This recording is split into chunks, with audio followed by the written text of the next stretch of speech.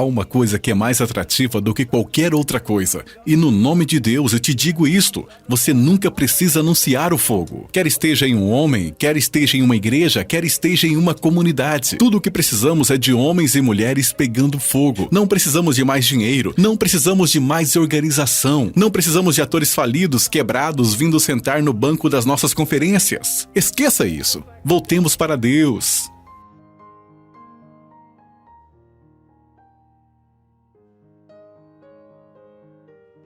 Sabendo primeiramente isto, que nenhuma profecia da Escritura é de particular interpretação, porque a profecia nunca foi produzida por vontade de homem algum.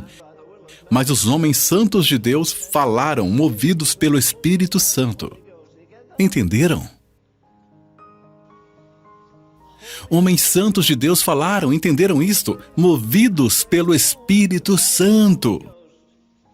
Lembram daquela história em Atos 26, 27, onde Paulo estava no navio e havia 270 pessoas com ele e o navio entrou em apuros e eles jogaram as bagagens no mar?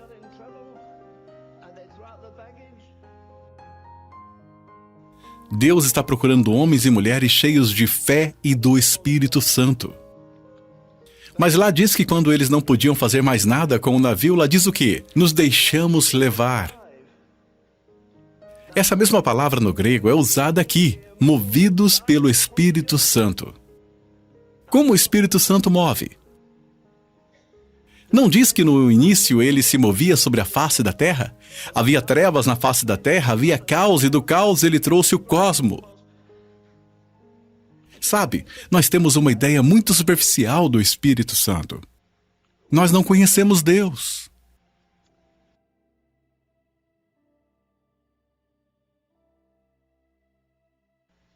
Eu demorei 6 meses para me preparar para ir por 6 dias, e aí o Senhor disse, não, então tá bom.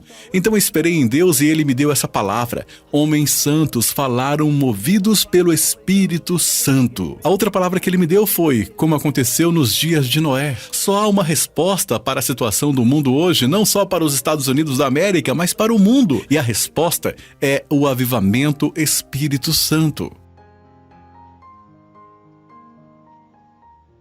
Homens santos de Deus falaram movidos pelo Espírito Santo.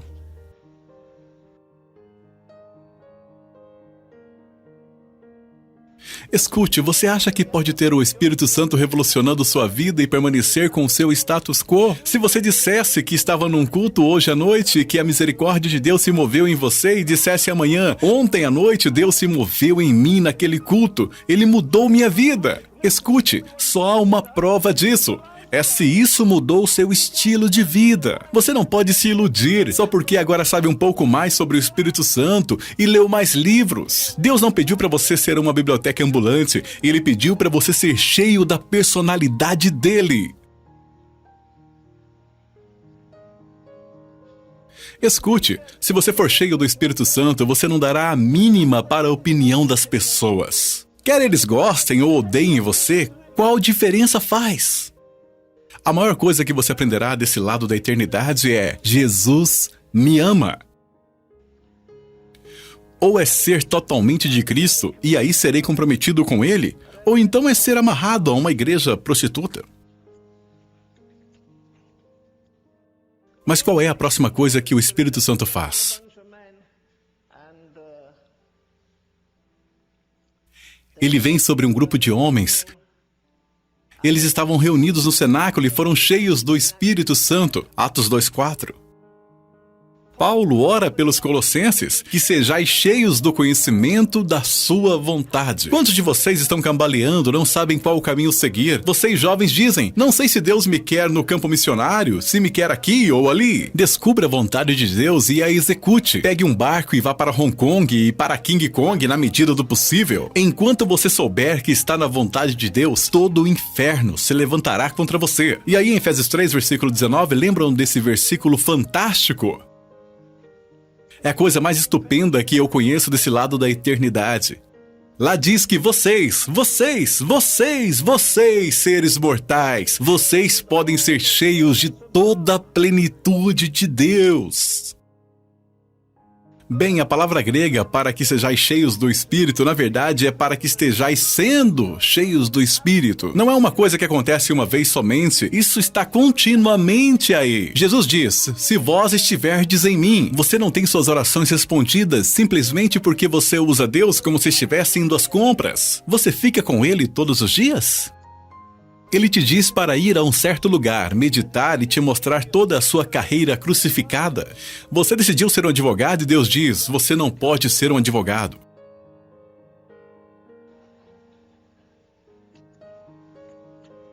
Mas sabe, a maioria de nós quer a bênção máxima de Deus com o mínimo de depósito. Ele não faz isso. Deus vai exigir todo o seu espírito, alma e corpo. Ele diz... O Espírito de Deus. Você já notou que Jesus não fez nada até que o Espírito Santo estivesse sobre ele? Ele sabia que era filho de Deus desde que tinha 12 anos de idade, mas ele esperou até que saiu do Jordão e então o que aconteceu? Oh, eu quero ser cheio do Espírito Santo. Você bate palmas, canta e tem um momento maravilhoso. Espera um minuto. Você disse a Deus que quer ser como Jesus? E o que aconteceu quando Jesus foi cheio do Espírito Santo? Ele foi imediatamente guiado pelo Espírito. Ele não foi guiado pelo diabo. Ele foi levado pelo Espírito ao deserto por 40 dias. Você está preparado para isso? Você não pode ter as bênçãos de Deus nos seus termos. Mas leia o próximo capítulo. Ele retornou no poder do Espírito. Ele não retornou exausto. O diabo tentou durante 40 dias, sexualmente, de todas as formas. Ele foi tentado em todos os pontos. E o diabo nunca se aproveitou dele porque ele era um homem cheio de Deus. Quão cheio ele era? Veja Isaías capítulo 11. Isaías capítulo 11. João 3,34 diz o quê? Pois não lhe dá Deus o Espírito por medida. Em João 3,34, mas aqui em Isaías 11, escutem. Porque brotará um rebento do tronco de Jessé e das suas raízes um renovo frutificará e repousará sobre ele o Espírito do Senhor. Ouviram isso? O Espírito do Senhor, o Espírito de sabedoria, número 2, o Espírito de entendimento, número 3, o Espírito de conselho, número 4, o Espírito de fortaleza, número 5, o Espírito de conhecimento, número 6, e de temor do Senhor. E não julgará segundo a vista dos seus olhos, nem repreenderá segundo o ouvir dos seus ouvidos, mas julgará com justiça. E aí, meus queridos amigos, vocês não desejam que essas coisas fossem exercitadas na sua igreja? Que seus pregadores ou diáconos tivessem o espírito de sabedoria, o espírito de conhecimento, o espírito de poder, o espírito de revelação? Nós não obtemos isso apenas indo a um culto em uma noite. Se isso acontecesse nos dias de Wesley ou 100 anos atrás, você diria, bem, naquela época era diferente. O que era diferente? A natureza humana é a mesma, não é? A dor não é a mesma? Homicídio não é a mesma coisa? Embriaguez não é a mesma coisa? Por que, em nome de Deus, damos tantas desculpas? O inferno é o mesmo, o céu é o mesmo. Eu espero trazer a vocês uma mensagem ardente sobre o trono do julgamento de Cristo. Então, homens santos de Deus falaram movidos pelo Espírito Santo. Mas você pode ser movido emocionalmente. Você vai aos cultos e se emociona. Quantas vezes você fez compromissos? Diga! Se comprometeu a entregar-se mais, se comprometeu a orar um pouco mais, comprometeu-se com isso. Você pode se comprometer 100 vezes. Quantas vezes um homem é crucificado? Esse é um compromisso só. Os pregadores amam dizer, tivemos uma manhã de domingo adorável, as pessoas vieram à frente. Vir à frente não significa mais nada. E um dia eu tive que ir a uma igreja em uma cidade chamada Orange Grove. E quando eu fui ao púlpito, eu estava no mesmo lugar que Augustus M. Toplett ficava. Lembram que ele escreveu aquele hino? Rocha eterna, fendeu-se para mim. Então, quando eu subi ao púlpito, quando eu coloquei meus pés lá, pensei naquela frase desse hino: seja a dupla cura do pecado. Sabem por que não temos avivamentos? Porque não há evangelistas, desde Billy Graham até mais embaixo, que leve a mensagem da dupla cura. Wesley disse, eu fui para lá e para cá, fui para Manchester, fui para Londres, e eu ofereci Cristo aos homens. Homens santos andaram movidos pelo Espírito Santo. Falaram movidos pelo Espírito Santo. Então eu vou para a cama às 21 horas, acordo meia-noite ou 1 ou 2 horas da manhã e espero em Deus. Homens andaram movidos pelo Espírito Santo. Escutem, deixem eu lhes dizer, de 2 coisas, uma vai acontecer se você for cheio do Espírito Santo. Ou sua vida de oração vai ser revolucionada, ou alguma outra coisa.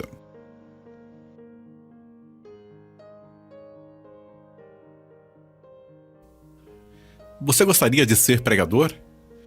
Você quer saber o segredo da pregação? Aqui está em 1 Pedro capítulo 1, verso 11. Indagando que tempo ou que ocasião de tempo o Espírito de Cristo que estava neles indicava anteriormente, testificando os sofrimentos que a Cristo haviam de vir e a glória que se lhes havia de seguir. Você percebe isso? Os sofrimentos e depois a glória, ok? Aos quais foi revelado que não para si mesmos, mas para nós, eles ministravam essas coisas que agora vos foram anunciadas por aqueles que vos pregaram o Evangelho, pelo Espírito Santo enviado do céu. 1 Pedro 1,12. A maioria das pregações hoje é retórica, lógica e material histórico. Mas não há pregação verdadeira sem o Espírito Santo. O Espírito Santo é criativo. Vocês lembram de uma canção que começa assim?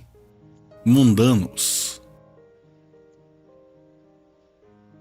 Alguma coisa mundana. Eu serei como Jesus. Ser como Jesus é minha canção. Em casa e diante da multidão. Ser como Jesus o dia inteiro.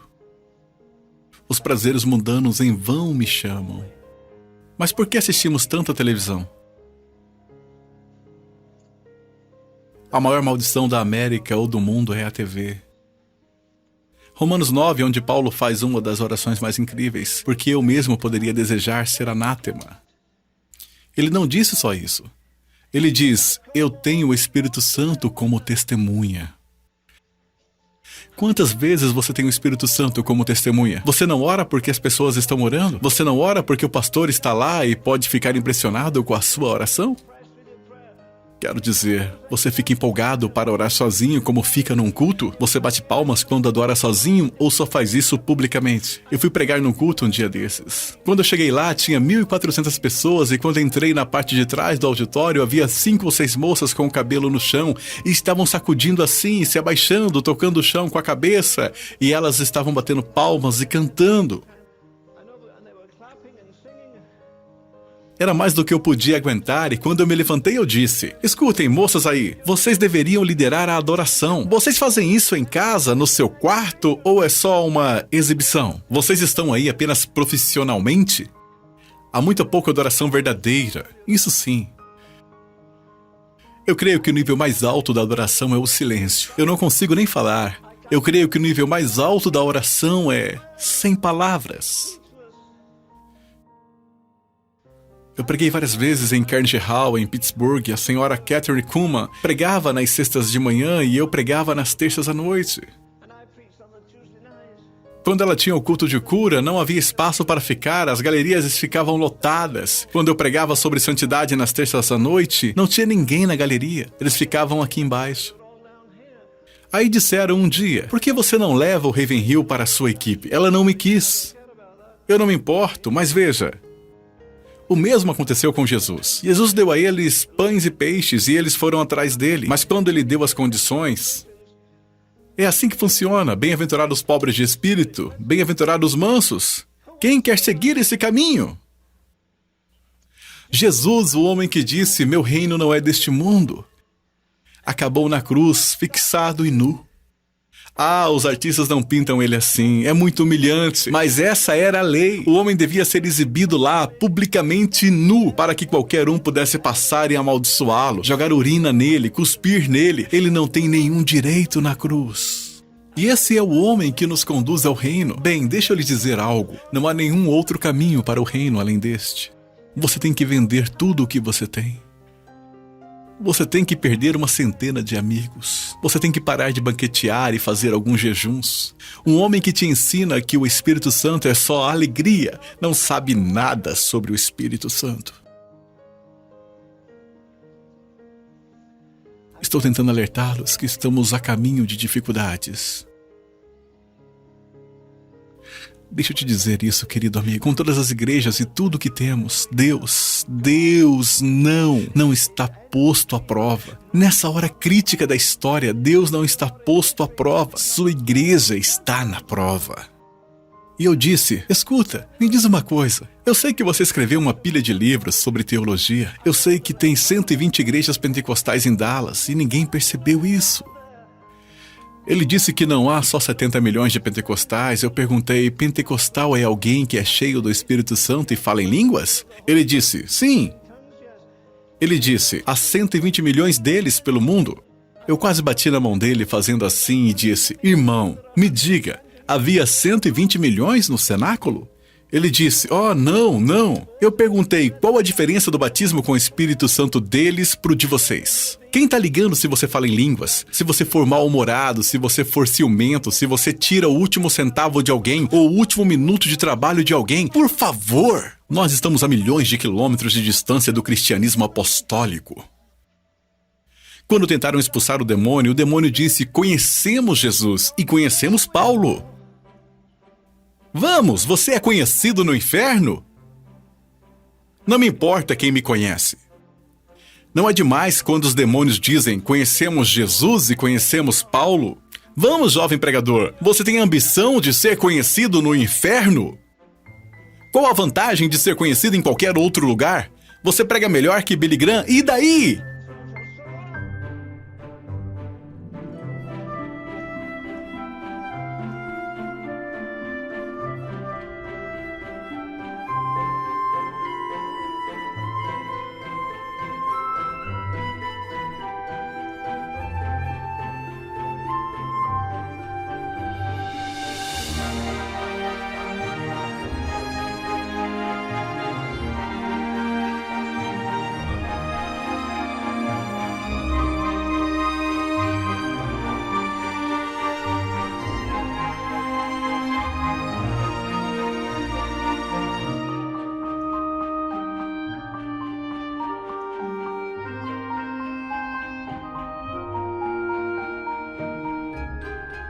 Mas você não pode ter o Espírito Santo sem revolução. Um dos homens mais incríveis que nós nos esquecemos foi George Fox. E George Fox era cheio do Espírito Santo. Ele ia pra prisão com muita frequência. Ele estava descendo a rua um dia e Deus disse, tire seus sapatos. Ele tirou e colocou no pescoço. Erga tuas mãos, ande pela cidade, grite o mais alto que puder. Ai da sangrenta cidade de Linkfield. Quando a Marta e eu passávamos por lá, eu dizia, Marta, George Fox passava por essa cidade com as mãos erguidas. Ele passava pela cidade clamando, ai da sangrenta cidade de Linkfield. Então, meses depois, ele foi a uma casa em uma noite. Eles o estavam esperando para o jantar e o dono da casa disse, as criadas não estão prontas ainda. Era uma casa grande. Ele disse, você podia esperar na minha biblioteca e ler um pouco, por favor? Aí George Fox foi e pegou um daqueles livros grandes. Eles eram todos de couro, sabe, coisas grandes. E ele desceu o livro e o abriu. E enquanto ele abria, ele viu letras grandes em inglês clássico, Lickfield. Ele pensou, bem, é por isso que eu andei por essa cidade descalço clamando, ai da sangrenta cidade de Litchfield. Porque Deus permitiu que eu abrisse aqui. Então ele abriu em Litchfield e leu o que dizia lá. 200 anos antes de George Fox andar por aquela cidade, 200 cristãos foram martirizados. Entre eles foram mortos exatamente no mesmo lugar que ele passou. E Deus disse para ele, o sangue deles clama da terra através de ti. Que experiência! Porque ele vive. Vocês conhecem esse hino maravilhoso? Vamos cantar. Porque ele vive. Posso enfrentar o amanhã. Porque ele vive. Temor não há. E porque eu sei que ele detém o futuro.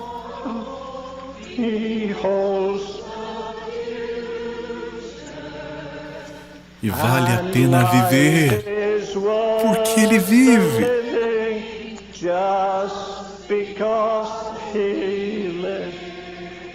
Oh, cantemos de novo, vocês quase conseguiram.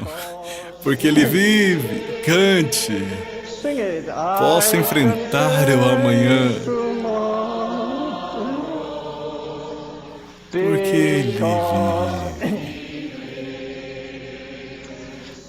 Temor não há.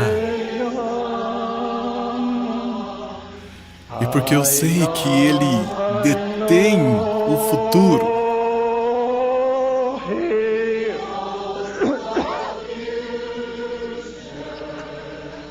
e vale a pena viver. Por quê? Porque Ele vive. Just because He lives. Veja o final do Evangelho conforme escreveu Lucas.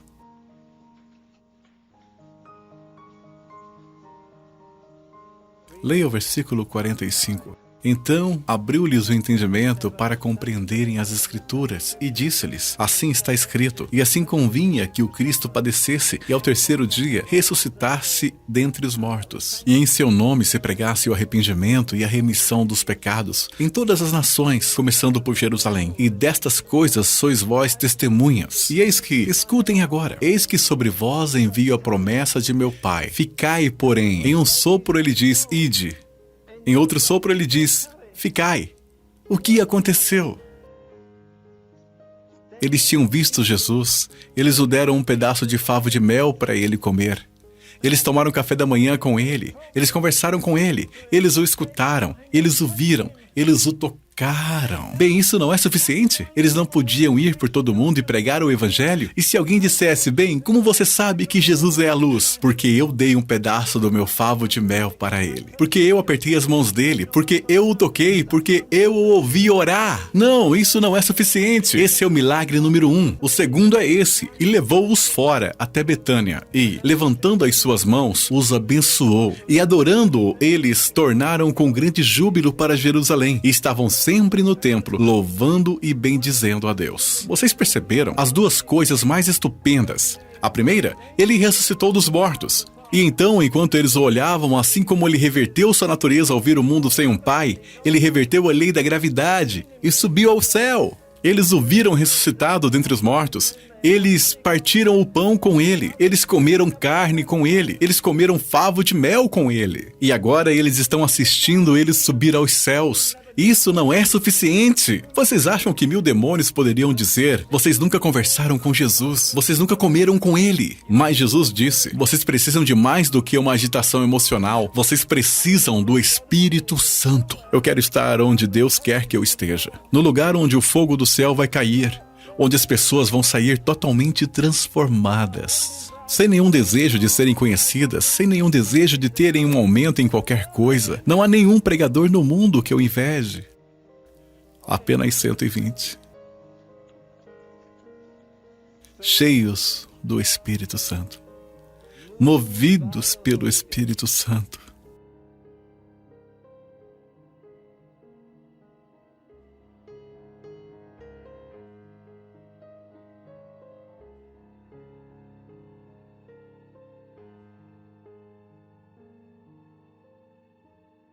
Eles esperaram no cenáculo e estavam cheios de alegria. Eles foram dizendo: ele ressuscitou, ascendeu ao céu e vai nos enviar o dom do Pai, o Espírito Santo. E eles esperaram. O que vocês acham que eles fizeram em cada dia? Eles diziam: vamos ter que esperar por 40 dias. Agora só restam 10. Porque eles sabiam quantos dias tinham de esperar. E ele desceu no último dia. Como vocês acham que eles se entregaram naquela manhã? E de repente o Espírito Santo. Mas quando o Espírito Santo veio sobre Maria, ela deu à luz. Quando o Espírito Santo veio sobre eles, eles deram à luz. Eles saíram, eles viraram o mundo de cabeça para baixo. Eles não tiveram patrocinadores, eles não pediram ofertas. Quanto você tem de Deus? Cheios de fé. Cheios do Espírito Santo, sem espaço para nada mais, sem espaço para o orgulho, sem espaço para a ganância, sem espaço para a promoção, sem espaço para a ambição, sem desejo de serem conhecidos. Eu quero Deus, isso é tudo. Eu quero Deus, isso é tudo. Eu não posso, mas eu queria poder avivar-nos. Vou finalizar com isso. Meu alvo é o próprio Deus. Não é alegria, nem paz, nem mesmo as bênçãos, mas é o Senhor, meu Deus. Aí o autor finaliza: por qualquer caminho, a qualquer custo. Você está preparado nessa noite? Não vou te pedir para vir até aqui. Quantas vezes você veio até a frente, chorou e gemeu e prometeu fazer isso e aquilo? Esqueça isso. Vá para o seu quarto hoje à noite e morra. Não queremos homens que venham nos ensinar sobre liderança. Queremos que nos ensinem a morrer, para que haja talvez um derramamento do Espírito. Não pode haver um derramamento de outro jeito.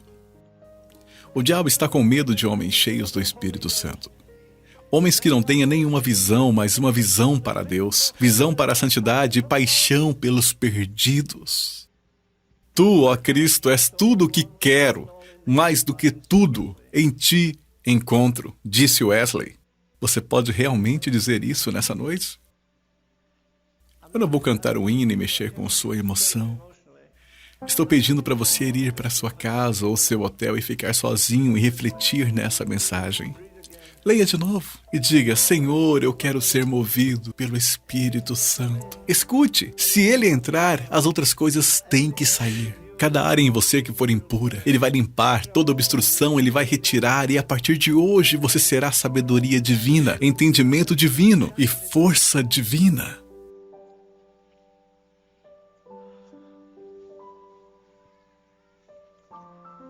Pai, ó Deus, dá-nos um apetite maior do que o nosso apetite por comida, nosso apetite por amizades. Mantenha sua mão sobre nós. Abençoe este povo precioso. Senhor, que sejamos capazes de dizer enquanto saímos deste lugar nesta noite: eu não fui desobediente à visão celestial. Rasgue os céus e desça. Em nome de Jesus. Amém. Bendito seja o nome do Senhor. Muito obrigado por ouvir até aqui. Deus abençoe grandemente a sua vida e a sua família.